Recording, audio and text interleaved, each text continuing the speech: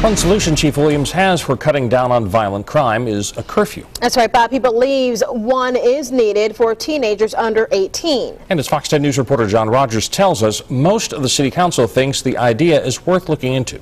Similar stories seem to make their way into the headlines.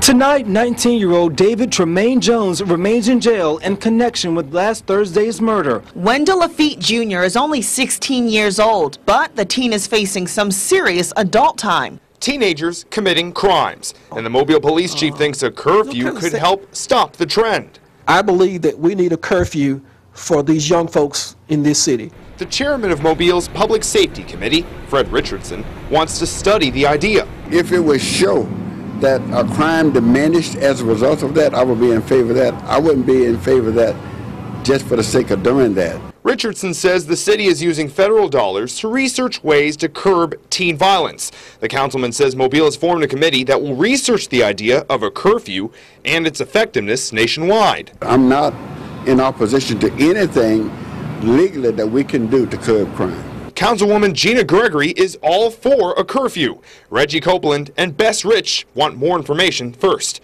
A number of cities nationwide have curfews for teenagers. LA, Phoenix, San Antonio, Washington, D.C., and Milwaukee, just to name a few.